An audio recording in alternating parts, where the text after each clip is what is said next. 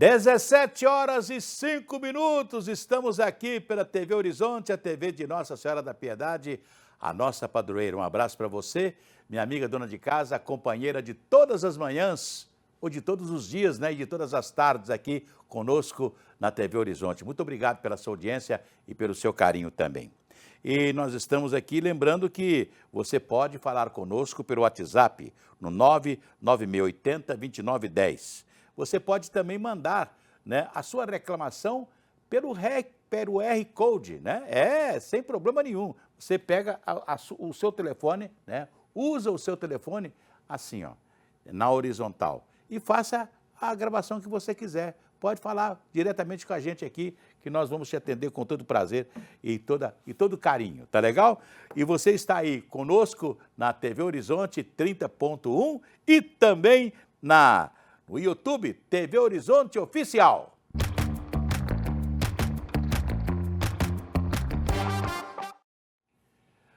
Pois é, nós pagamos imposto de renda, né? E agora o governo resolveu, para o próximo ano, isentar aqueles que ganham até R$5.000 de não pagar o imposto de renda por mês. É claro que, quando você chegar lá, ano que vem, os R$5.000 não serão mais os R$5.000 de hoje. Nós estamos no mês de maio. A inflação vai comer o nosso dinheirinho até ano que vem, infelizmente, né? E aí vai ficar R$5.000 mesmo, né? O salário mínimo deve subir em janeiro, né? Mas você vai continuar pagando, né, os R$5.000 do passado, não é verdade? Mas tem muita gente que trabalha mais um pouco, se esforça mais um pouco, ganha mais um pouquinho e paga mais imposto de renda. Agora você já imaginou que tem brasileiros que ganharam, no ano atrasado, R$1 trilhão sem pagar imposto de renda. Vocês já pensaram nisso? A renda com lucros e dividendos voltou a crescer e atingiu a marca recorde de R$1 trilhão em 2023.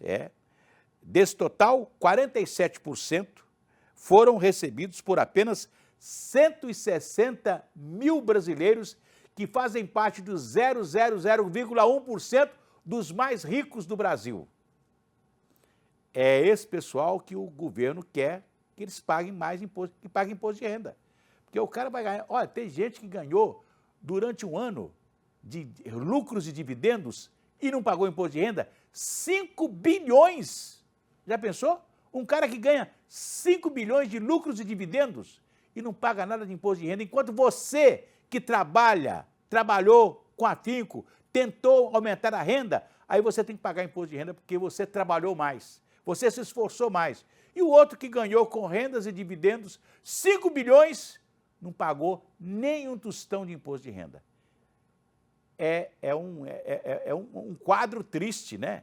Eu gostaria que todos pagassem imposto de renda, inclusive você, esses brasileiros que recebem dividendos, né? Que recebem dividendos, que recebem esse total de dividendos e que não pagam imposto de renda. Olha para você ver, ações e dividendos, o cara não paga nem um tostão, 5 bilhões. Então, o projeto está lá para o governo, né? Está no Congresso Nacional, para isentar aqueles que ganham até 5 mil, né?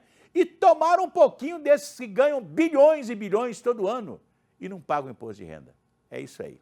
Mas vamos agora à Central de Notícias da Rede Catedral com a nossa querida repórter Letícia Bessa. Letícia, boa tarde. Boa tarde, Jaci. Boa tarde à turma do Ei Gente. Pois é, olha, essa notícia agora com o Senado Federal, agora a Comissão de Constituição e Justiça aprovou uma PEC, uma proposta de emenda à Constituição, assim, que tenta acabar com a reeleição no Brasil. É verdade. Pois é, então governadores, prefeitos, presidente não poderiam mais se reeleger caso seja aprovada. Então, a proposta é aumentar o mandato. Então, ao invés de 4 anos, esse mandato de presidente, governadores, prefeitos aumentariam para 5 anos. O colegiado também optou, por reduzir o tempo de mandato dos senadores, de 8 para 5 anos. E aí, nesse caso, um outro marco interessante aí dessa PEC é unificar a eleição, tanto eleição municipal e eleições gerais ser numa data única. Então, nós, os eleitores, votaríamos para vereador, prefeito, governador, presidente, tudo isso numa data só. Também facilitaria bastante, né? Essa proposta agora, ela está tramitando no Senado, precisa ser aprovada em 2 turnos, para depois ser enviada à Câmara e aí sim ter a aprovação final, né? Vamos ver aí agora, né, assim, que tanto que isso vai render, é consenso entre os parlamentares de que não deva haver reeleição no Brasil. Agora vamos ver a agilidade dessa votação e quais os próximos capítulos, né? É verdade. E parece que, acho que o Senado, eles aumentaram um pouquinho ou diminuíram? Diminuíram. De 8, a proposta é diminuir, de 8 para 5 anos. Isso. 5 anos. E o presidente da República vai ser 5 anos também. 5, aí aumentar de 4 O interessante, Letícia, que eu vou te contar é o seguinte. Nós tínhamos esse mesmo sistema eleitoral que temos hoje de 2 em 2 anos. Isso. Né? Eleição municipal, depois de 2 anos, eleições gerais para deputado e tal, e etc. Sim. E aí nós fizemos o seguinte, estendemos o mandato dos prefeitos e vereadores, que foram eleitos em 76, e eles tiveram 6 anos de mandatos até 82. Para que a eleição de 82, nós tivéssemos uma eleição conjunta de vereador, deputado estadual, deputado federal, senador e governador. Ainda não tínhamos a eleição para presidente. E em 1982 nós tivemos a eleição geral. Vereador, deputado estadual, deputado federal, senador e governador. Para depois voltar tudo como era antes, de 2 em 2 anos. Então, essa proposta é a proposta melhor que temos, porque você vota de 5 em 5 anos e pronto, e acabou, e resolve o problema, né? Agora, eu sei que se o seu candidato, se não for um bom administrador, um bom prefeito, um bom governador, você vai ter que aguentar os 5 anos, né? Mas o que você há de fazer? Agora também não precisa, no caso de uma gestão que não agrade tantos eleitores, né? Assim, a gente também não precisa ficar esperando 2 mandatos, pois é, né? E presta bem atenção, nós tínhamos mandato de 5 anos, o Juscelino, o mandato dele, a propaganda dele para se eleger presidente da República é 50 anos em 5. O Brasil cresceu 50 anos em 5 anos, que foi o mandato dele, né? Aí fica querendo deixar de 1956 marca, né? a 61. Então, quer dizer, voltávamos a ter um mandato de 5 anos para o presidente da República, né? Esse negócio de reeleição, veja bem, o Bolsonaro se elegeu presidente da República, já tomou posse pensando na reeleição. Aí todo mundo do seu governo, inclusive o ministro da Justiça, que era o Moro, e o ministro da Saúde, que era o Mandetta, eles não puderam aparecer em nada porque vai ser candidato ano que vem, vai atrapalhar a minha reeleição. Ele só pensou em reeleição e está pensando até hoje. E é isso que exatamente as pessoas têm falado, né, assim, o governante, né, ele fica o primeiro mandato já pensando no segundo e nós que estamos aqui, né, esperando as ações acontecerem. E aí fica fazendo esse monte de bondades, né, como o presidente Lula está fazendo agora, porque a pesquisa deu que ele não estava com a popularidade que ele gostaria de ter, aí começa a fazer um monte de bondade, né? E ao invés de fazer o cara ir para o serviço, para o trabalho, aí não, o cara tem que ganhar tudo. Então, estamos criando um país diferente, né? Todo mundo ganha e aí está faltando empregado para trabalhar nas firmas, nas empresas, infelizmente. Vamos ver se isso vai render. Isso aí. Vamos cantar aquela musiquinha? Se a criança acordou, dorme, dorme, menina, tudo calmo ficou, mamãe tem Auricedina. A Auricedina é um analgésico antisséptico de uso local para adultos e crianças. Todo mundo sabe, dor de ouvido, Auricedina. Se persistirem os sintomas, o médico deverá ser consultado. Daqui a pouco a gente volta.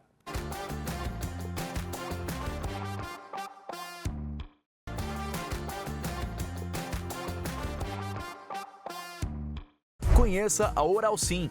Há mais de 20 anos de mercado, somos a número 1 do Brasil em implantes dentários.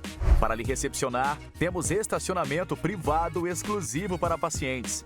Nossa equipe de doutores faz com que sejamos referência em serviços de implantes dentários, prótese protocolo, lentes, facetas, clareamento dental, ortodontia Invisalign e clínica geral.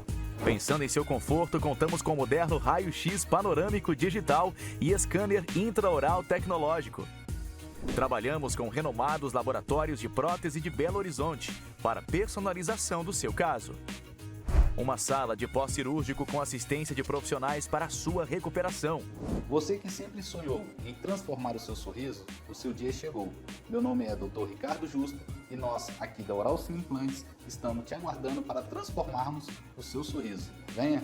Oral Sim, o nosso carinho constrói sorrisos. Pois é, eu quero falar especialmente para você.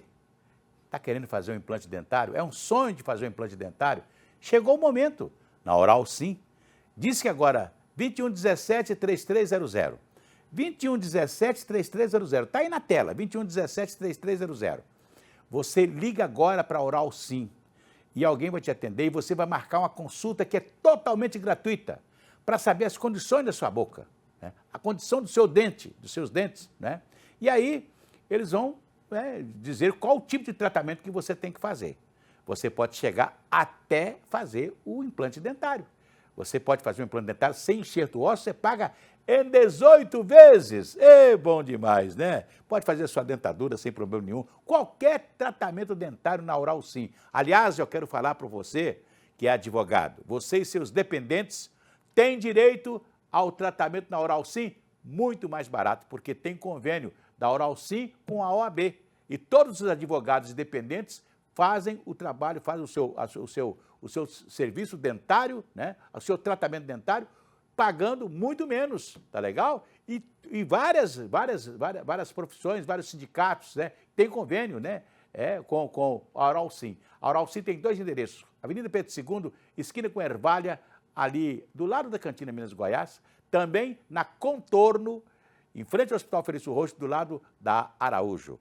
Oral Sim, 2117-3300, ligue para lá e faça o seu tratamento dentário. Você vai ver que você pode fazer. Antigamente, tratamento dentário, implante dentário era coisa de gente rica. Hoje você pode fazer o seu implante dentário e ficar com a boca linda, maravilhosa, um novo sorriso. Isso é que é importante. Pois é, quarta-feira é dia de saúde aqui na nossa programação e a jornalista Suelen Ogando traz dicas de saúde no quadro Ei, você sabia? Ei, você sabia? Ei, você sabia que dá para fazer exame de vista de graça pelo SUS? O exame oftalmológico, aquele que é para checar a sua visão, pode ser feito de forma grátis. Isso mesmo, pelo SUS. Basta procurar o posto de saúde mais próximo e agendar uma consulta com o clínico geral. Ele vai avaliar se há necessidade de encaminhar você para um oftalmologista. E olha que legal, em muitos casos, além do exame, você ainda pode conseguir óculos gratuitos, dependendo do seu perfil e da disponibilidade na rede pública. A Prefeitura de Belo Horizonte, a PBH, oferece óculos nas redes do SUS e a Prefeitura também através do programa Saúde na Escola, que se chama PSE, tá, gente? Que realiza avaliações oftalmológicas em escolas municipais e, se necessário, fornece também óculos aos alunos. Além disso, a Prefeitura de BH, em parceria também com o Governo de Minas, oferece óculos gratuitos a pacientes da rede SUS em geral. Mas, para mais informações sobre como obter óculos gratuitos pelo SUS em Belo Horizonte, você pode consultar o site da PBH, da Secretaria também de Estado de Saúde de Minas Gerais, tá? Ou entrar em contato com o Centro de Saúde de referência na sua região. Manter a saúde dos olhos em dia é super importante, principalmente para crianças e idosos. Então, não espere um incômodo virar problema. A visão é bem preciosa, viu, gente? E cuidar dela pode ser mais fácil do que você imagina. Não é mesmo, Acir? Ei, você sabia? É isso aí. É bom que as pessoas procurem, né, o seu posto médico, porque através do SUS você pode fazer um tratamento oftalmológico, né? Cuidar da saúde dos seus olhos e para as crianças, inclusive, ter um óculos, né? Porque quantas e quantas crianças têm problema de visão e ficam aí prejudicadas. Muitas, às vezes, têm problema até de ensino, de aprendizado. Por quê? De aprendizagem, porque não está enxergando direito o quadro negro, não conversa com os alunos, tem vergonha de falar, não é verdade? Então, está na hora de você, mãe, pai, leve a criança num posto de saúde e pelo SUS ela pode fazer um exame oftalmológico e ganhar um óculos de graça. Isso é muito importante. Vamos novamente à nossa Rede Catedral, lá na Central de Notícias, com a nossa querida jornalista Letícia Bessa. Letícia! Cir, vamos falar agora um pouquinho de uma pauta que está rendendo, volta e meia a gente fala disso, que é PROPAG, o Programa de Pleno Pagamento de Dívida dos Estados. A Câmara, a Assembleia, já validou que vai começar a tramitar parte dos projetos relacionados ao PROPAG a partir da próxima segunda. Então, nós chegamos a falar assim, como que vai ser, quando que vai finalmente sair essa tramitação dos projetos. Vai ser, então, serão 14 projetos no total e desses 14, 7 começam a tramitar na segunda-feira. O primeiro deles, de acordo com o presidente da casa, o Tadeu Leite, do MDB, vai ser aquele que retira a participação do Estado do regime de recuperação fiscal, que hoje é o que Minas aderiu. Então, seria retirar Minas do regime de recuperação fiscal para começar as tratativas com o governo federal e aderir ao PROPAG. O governador Romeu Zema, inclusive, fez uma pressão falando que se Minas não aderir ao PROPAG, Minas vai ficar financeiramente inviável. Então, agora, vamos ver, Cir, como que isso vai evoluir na Assembleia. Pois é, vamos ver, esse projeto entrou em discussão e eu estou muito preocupado porque o governador Romeu Zema teve alguns anos para poder guardar dinheiro, porque ele não pagava a dívida. Então ele podia reservar, isso aqui para me pagar a dívida lá na frente. Se ele reservasse pelo menos 2 bilhões todo mês, aí em 3 anos, 4 anos, nós tínhamos hoje mais de quase 100 bilhões para você chegar e pagar a parte da dívida, Aí você vai vender uma empresa como a Codenge, que dá muito lucro para o Estado. A Codenge dá um lucro extraordinário para o Estado. A CEMIG dá lucro para o Estado. A Copasa dá lucro para o Estado. Então, se o governador, ao invés de vender essas empresas para o governo federal, se eles usassem os lucros dessas empresas para poder fazer não só investimento, mas também pagar um pouco da dívida, nós estaríamos pagando as dívidas, sem problema nenhum. O problema é que nós não nos preparamos para pagar essa dívida, Isso são Desde o governo Pimentel, passou um governo inteiro do Zema para agora tentar pagar a dívida. E a dívida ficou astronômica. Eu lembro quando a dívida era 17 bilhões. Pois é, já está mais de 160, 165 bilhões. Está um problema sério. E o governador agora está com furor de privatizar. Está querendo privatizar o hospital, daqui um dia ele vai querer privatizar a polícia militar, vai privatizar tudo. Porque eu acho que segurança pública, saúde, justiça, é uma coisa que é o Estado que tem que oferecer. Então parece que o governador já quer privatizar o hospital, já quer privatizar. Daqui um dia ele vai privatizar a polícia civil, a polícia militar. É mais fácil, você dar para a iniciativa privada, O governador tem um slogan, governo diferente e eficiente. Onde está essa eficiência, Parece que perdemos essa eficiência, infelizmente. Daqui a pouco a gente volta.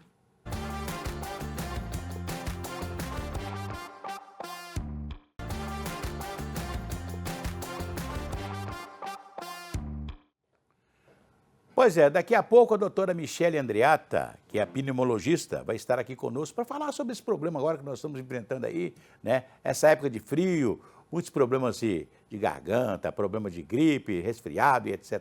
Se você tiver alguma pergunta, você pode usar o nosso WhatsApp, 99680-2910. 99680-2910, pode fazer uma pergunta para a doutora Michele Andreatta, que nós vamos fazer a pergunta para você aqui e para ela, tá legal? Daqui a pouquinho ela vai falar conosco. Olha, um projeto de lei que pode mudar a vida de muitos idosos de baixa renda está sendo discutido em Brasília. A proposta prevê incentivo fiscal para academias que oferecerem vagas gratuitas para esse tipo de público, ou seja, para os mais idosos, Quem traz os detalhes e mostra por que essa medida pode fazer a diferença é a repórter Erlane Grace. Erlane! Conta pra gente! Um projeto de lei apresentado em Brasília quer garantir saúde e qualidade de vida para quem mais precisa, os idosos de baixa renda.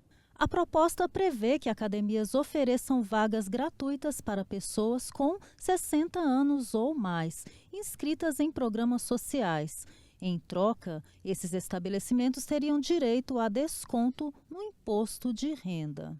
A ideia é promover o envelhecimento saudável por meio de atividade física, o que ajuda na prevenção de doenças, melhora a mobilidade e fortalece corpo e mente. Um problema de joelho, né? Até hoje eu tenho, mas graças a Deus já melhorou bastante mesmo com as atividades, né? Melhorou bastante. E qual que é a diferença que fez na sua vida estar agora no projeto Academia da Cidade? Para mim foi bom, porque a gente que é idoso, a gente fica muito parado dentro de casa, né? Então isso aí já é um pretexto da gente sair, né? Animar, né? Só que a gente tá fazendo academia já é bom, que a gente anima, né? Sair. Eu pratico educação física, exercício físico todos os dias. Foi indicação médica ou o senhor, como professor, já sabe da importância de continuar essa prática? Não, eu estudei, já sei da importância da prática e procuro levar isso para os meus amigos, as outras pessoas que ainda não estão fazendo, porque o exercício físico é um remédio do corpo, da mente mais ainda, né? Você fazendo exercício físico todo dia, você tem um bem-estar social, psíquico e físico, né? Especialistas reforçam que a atividade física fortalece o corpo, melhora a mobilidade e até ajuda a proteger a memória. O projeto ainda será analisado na Câmara dos Deputados, mas já representa um passo para que mais idosos tenham acesso à saúde com dignidade. Conta pra gente. Pois é, Erlane, nós temos aí as academias, né, populares aí nas praças, né? Então, tem um acesso, as pessoas podem fazer. Quem tem tempo pode fazer um exercício físico todos os dias, pela manhã e à tarde. Uma boa caminhada, né? Tudo isso faz bem, né? Agora vamos novamente a Letícia Bessa, lá da nossa redação da Rede Catedral, trazendo novidades para a gente. Letícia. Vamos falar de anel rodoviário? Vamos lá, vamos. Pois é, agora a tão esperada e comentada municipalização do anel rodoviário parece que vai sair do papel, prevista já para o fim deste mês. Então, a gestão do anel rodoviário, hoje sob responsabilidade do DENIT, o Departamento Nacional de Infraestrutura de Transportes, deve passar para a gestão da Prefeitura de BH. Isso foi anunciado hoje pelo diretor-geral do DENIT, Fabrício Galvão, durante uma reunião com o prefeito de BH, Álvaro Damião, lá em Brasília. Então, a ideia, pelo que eles comentaram, né, nessa reunião, era só uma questão de tratar trâmites legais, né, jurídicos, questões técnicas, para agora ir para a reta final e validar essa transferência. Na prática, a Prefeitura de Belo Horizonte, a CI, vai ficar responsável por gerir pouco mais de 26 quilômetros do anel rodoviário, e aí adequando esse trecho às características da nossa cidade, né, de trânsito, de mobilidade, Belo Horizonte, da região metropolitana, né, enfim, vamos ver se melhora na prática. Na verdade, né, assim. O anel rodoviário de Belo Horizonte tem alguns gargalos, né? Nós temos um gargalo ali onde passa a linha, que vai passar também o metrô, ali perto da cidade industrial, perto do Madre Gertrudes. É um gargalo porque você vem em 3 pistas e é obrigado a passar para 2. Então dá um gargalo no anel rodoviário. Tem que resolver isso. A outra coisa são os viadutos, né, que precisam ser ampliados, porque é a mesma coisa, você vem em 3 pistas e tem que passar para 2 pistas, né? Exatamente. Então, com o anel rodoviário sendo gerido pela Prefeitura Municipal, eu acho que não só vai chegar recurso para fazer isso, como o DENIT também abandonou muito o anel, né? O anel foi invadido, né? Olha, o DENIT, eu lembro quando era DNR, eles fizeram uma desapropriação monstro em toda a região do anel rodoviário para depois deixar favelizar, né? Virou favela, tudo virou favela. Aquilo onde eles fizeram fizeram desapropriações para aumentar a capacidade do anel rodoviário, ficou da mesma coisa e cheio de favela. A gente não percebe melhoria nenhuma, né? Com a prefeitura, vamos dizer que essa coisa melhora, né? É isso aí. Pois é. Daqui a pouquinho eu vou receber aqui a doutora Michele Andreata, que é pneumologista. Você pode deixar a sua pergunta aqui no nosso telefone, 99680-2910. Deixa escrito, tá? Aqui pelo WhatsApp que eu faço a pergunta para ela. Até já.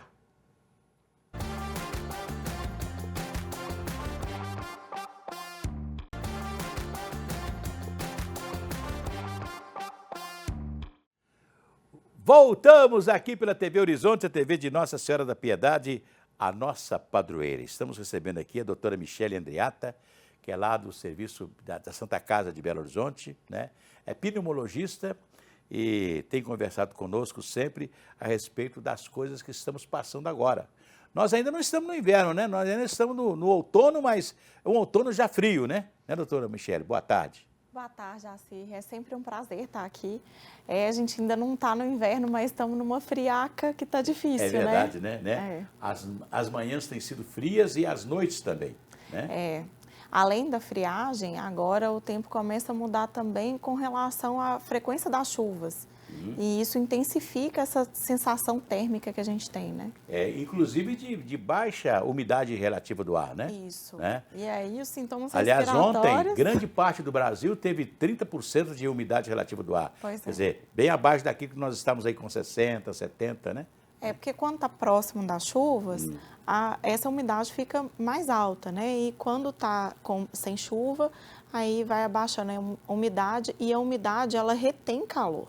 Então, a gente vai começar a ver aí uma amplitude térmica muito grande e o corpo fica com dificuldade de se manter hidratado, com a temperatura adequada, e aí vem os sintomas respiratórios. Pois é, a chuva não faz mal, né? Porque choveu, é natural cair a chuva e etc e tal, né? O que faz muito mal é dormir com a cabeça molhada, né? Não enxugar a cabeça, né? Tomar um banho, lava a cabeça, esquece de enxugar a cabeça, toma com a cabeça molhada. Tudo isso pode trazer problemas, não é verdade? Né? Ali no travesseiro vira uma fonte de ácaro e fungos, que essas duas entidades, vamos dizer assim, esses dois bichos, eles podem trazer sintomas principalmente para aqueles pacientes que têm um tipo de alergia. Então, aqueles pacientes com asma, com rinite, isso piora demais, né? Então, dormir com o cabelo molhado a gente nunca recomenda, uma por causa da saúde do fio, outra por causa da saúde do couro cabeludo e em terceiro lugar porque vai virar uma caminha em que todos os ácaros e fungos vão amar se deitar. E é a sua. Então, tem que tomar cuidado, coloca ali uma capa protetora no travesseiro, coloca capa protetora no seu colchão. E é importante a gente falar também sobre a frequência de troca desses utensílios domésticos, né? Então, o travesseiro, 2 anos depois, 1/3 do peso dele é ácaro. E isso pode contribuir para a saúde respiratória ficar ruim. Pois é, doutora Michele. Agora nós chegamos numa fase que é a fase da gripe, do resfriado, né? Parece que quando chega aquele ventinho, o outono começa a trazer um outro ventinho diferente, as pessoas sentem, principalmente as crianças.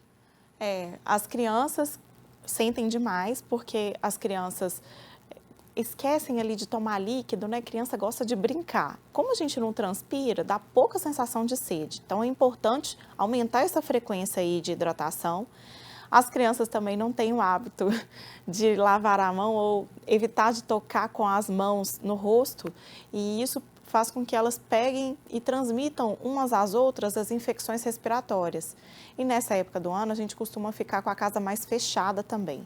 Essa falta de ventilação contribui para que aquela partícula fique recirculando no ambiente, fazendo com que outras pessoas também se contaminem com as doenças, principalmente as infecções virais. É muito importante abrir as janelas da casa de manhã para entrar um ar diferente, um ar novo na casa? É importantíssimo a gente manter as janelas abertas, não só por causa disso, mas a radiação solar também contribui muito, porque aí com a radiação solar a gente elimina alguns micro-organismos que vão trazer prejuízo à nossa saúde respiratória e, além disso, a circulação de ar, ela vai ajudar também para manter o ambiente limpo e fazer com que vírus, bactérias sejam eliminados ali com a circulação, com o vento. Já aquelas pessoas que não podem, às vezes está mais abafado, a gente costuma até orientar, colocar um ventilador com um umidificador para controlar essa umidade do ar e fazer circular de maneira um pouco mais artificial, mas isso vai contribuir para que aquele ambiente não retenha tantos micro-organismos. Doutora Michele Andreatta, a gente sabe que nessa época, né, Tem um tipo de comida que é mais importante, tem um tipo de remedinho que é mais importante. O que é mais que se pode dar às crianças, principalmente? Porque eu acho que a criança sente mais, né? Uma criança de meses, aliás, uma coisa interessante, né? A criança de meses, parece que ela tem uma proteção maior, né? Que ela custa a gripar muito, né?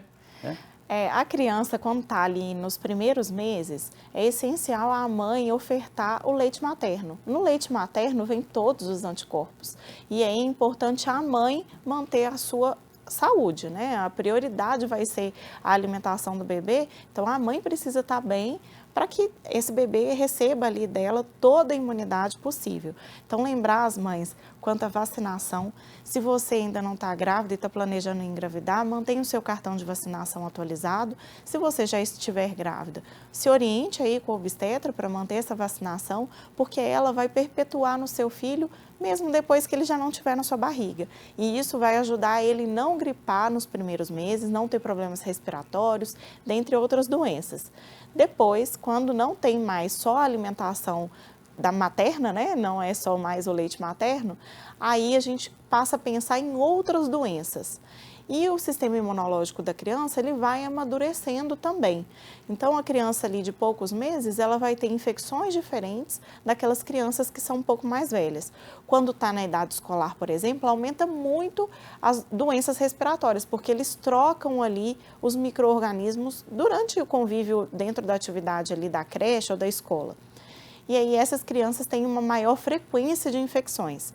É importante a gente falar que a maioria dessas infecções são por vírus, e vírus a gente não trata com antibiótico. Se a criança começa a usar muito antibiótico, aí a gente depleta, a gente diminui a imunidade ao invés de aumentar e faz com que essa criança tenha infecções cada vez mais severas e precise de antibiótico cada vez mais potente para combater as infecções. Parece uma coisa interessante, né? Eu não sei porque nós somos criados, e hoje a criança com 3 anos, por necessidade de pai e mãe que trabalham fora, tem que ir para uma creche, né? Para a primeira escola, né? Nós chamamos maternal e etc. Tal. E ali a criança já começa a ter contato com outras crianças, porque até então ela fica dentro de casa e não tem problema, né? Antigamente as famílias eram maiores também, né? Assim, e aí o convívio era muito dentro do ambiente familiar. Hoje em dia a gente não tem mais essas famílias tão numerosas e aí a rede de apoio fica escassa e a gente sabe que é importante para a mãe contar aí com a creche ou com o berçário. É importante a gente reforçar que quando estiver em casa, a gente precisa prover alimentos que sejam diversificados, né? Com bastante... Falo que quanto mais colorido o prato, melhor para a imunidade. É assim que a gente constrói a imunidade dessa criança e quanto mais diversificada for a alimentação, melhor. Tem também um perrengue que é de muitas mães, que é sobre a aceitação. Então, hoje em dia, tem muita receita aí na internet que a gente consegue colocar alimentos que não são tão palatáveis, né? Que a criança, às vezes, não quer, fica com nojinho, e a gente oferta de outra forma. Por exemplo, lá em casa eu tenho uma criança de 4 anos que não gostava de ovo, passou uma fase que foi difícil demais com ovo. E aí eu aprendi a fazer uma mousse que levava ovo, a sua maior parte é ovo e não leva açúcar. E aí, com essa mousse, eu consegui trazer de volta o ovo para a alimentação dele de uma forma um pouco mais diferente, né? A gente pensa no ovo salgado ali na alimentação, mas a gente pode oferecer de outras formas, forma doce, inclusive. E isso, hoje em dia, a gente vê também com os legumes. Então, tem hoje receitas na internet que levam legumes e que tem um sabor mais adocicado, que pode ajudar nas crianças nessa diversificação da alimentação. É igual uma mãe que o menino queria comer beterraba, então coloca a beterraba no meio do feijão. Então, comeu beterraba de todo jeito. Às vezes faz o suco de beterraba, que é uma delícia com também, laranja, né? Com laranja, com cenoura. Aliás, uma coisa muito interessante, porque às vezes as crianças, elas pegam rapidamente um vírus de gripe ou outro, porque a alimentação não está condizente, né? A criança alimenta mal. Não que o pai não queira dar, eu tenho a impressão que antes, nas mesas, né, a criança comia o que o pai e a mãe estavam comendo, né? Então, praticamente essa coisa acabou, né? De fazer uma comidinha só para a criança, né? Aquela sopinha, aquela coisinha, e a criança não toma um caldo de feijão, não come angu, né? a criança ela se espelha muito no que ela vê ali no ambiente. Então, pai e mãe tem sim que dar exemplo para a criança, né? E aí ela vendo, e a gente nós, seres humanos, somos sociáveis, então na socialização vem junto a comida. Então, a comida, sendo parte da socialização, faz com que a criança, quando a gente come junto, ela queira comer também. Claro que a gente tem crianças que têm uma seletividade alimentar e que isso pode ser decorrente de um transtorno. E aí é preciso ser orientado pelo médico para que a gente entenda melhor qual é o transtorno e saiba como abordá-lo, né? A gente não quer gerar trauma, não é isso. É verdade. Mas é importantíssimo ofertar à criança, às vezes a forma como o alimento, a textura do alimento mudar, já faz com que ela aceite melhor esse alimento e aí a gente consiga diversificar essa alimentação. Pois é, e nessa fase que nós estamos passando agora, desse frio, né, que chegou, né, então tem gente que agasalha demais, tem gente que não agasalha nada, né, então nós vivemos essa fase aí que tem que ter um cuidado especial, né, não só com a criança, mas com os adultos também, né, os mais velhos. Isso, o centro de temperatura, de regulação da temperatura do nosso corpo, ele está em desenvolvimento na criança e ele deixa de atuar no idoso. Então, são duas populações extremas e que, nessa época do ano, sentem muito. Então, é importante ficar atento aos sinais de frio e de calor extremo também na criança e no idoso. Às vezes, a pessoa acha que o adulto está com febre, o idoso está com febre, e você vai olhar porque ele está agasalhado demais e ele não consegue mais responder e falar que está com calor, porque ele não sente. Na criança, a mesma forma. Tem também aqueles que não se agasalham, né? E aí pode propiciar da imunidade abaixar, porque o nosso corpo trabalha numa temperatura ideal para conseguir combater esses agentes que são nocivos à nossa saúde.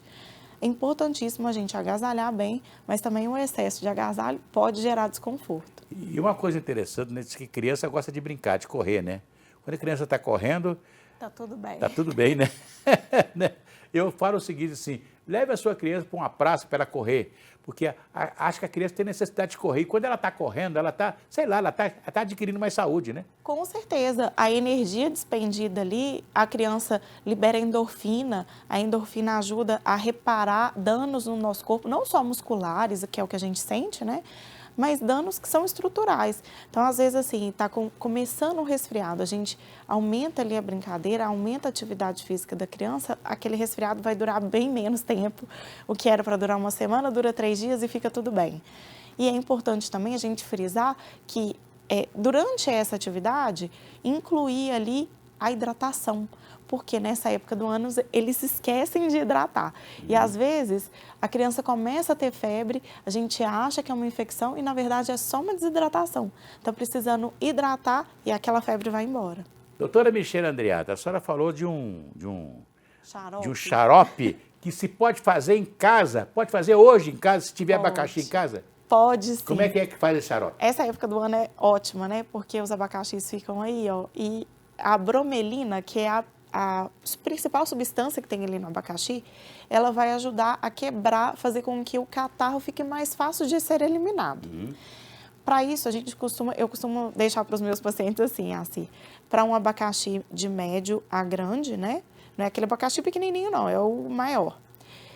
Corta ele em cubos e cozinha com 3 colherinhas de mel. Isso para crianças acima de 1 ano, tá? Todo o abacaxi? Todo o abacaxi.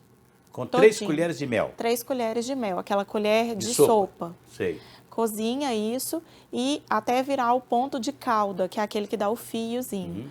Então, isso é um xarope natural. E para os adultos, eu costumo... Tem que coar, tem que tirar o abacaxi ou deixa o abacaxi junto? Não, o abacaxi é uma delícia. É? Deixa lá. Eu brinco que é o xarope da Mary Poppins. Para quem lembra do filme, né? É verdade. Ela tinha esse xarope de abacaxi. Ele é uma delícia, pode comer junto com um pedaço de abacaxi. Ali na geladeira ele vai durar 1 semana. E para os adultos, eu costumo indicar... Coloca umas gotinhas de própolis, né? Que aí ajuda. Tem que esquentar? Pode tomar quente? Pode passar tomar no quente. airfryer, no no forno micro-ondas para dar uma quenturazinha? Pode, para dar uma quebradinha no gelo, né? Porque a gente precisa manter, como é alimento, a gente precisa manter ali na geladeira para ele durar ali uma semana. É bom para criança e para os adultos também? Para os dois, Pros é né? ótimo. É isso aí. Na criança a gente pode ofertar, na criança não é bom ficar dando muito açúcar, então de 2 a 3 vezes no máximo a colherinha menor para a criança e para o adulto a mesma frequência, só que com a colher de sopa. Beleza. Eu vou falar agora com a rede, com a central de notícias da Rede Catedral. A Letícia Bessa vai falar conosco. Letícia, alguma novidade? Moacir, faltam menos de 10 dias para a entrega da declaração do imposto de renda. Então, verdade. já vou chegar com um alarme aí. Tem que entregar a minha. Pois é, tem que correr assim. Ó, eu já me adiantei esse ano, graças a Deus, eu tô livre. Mas tem muita gente aí deixando para trás, Como viu? eu.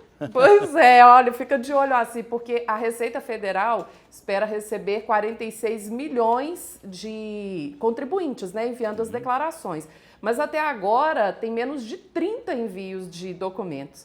30 milhões, né? Menos de 30 milhões de envios de documentos. Então tem muita gente ainda atrasada. O prazo termina no dia 30 de maio.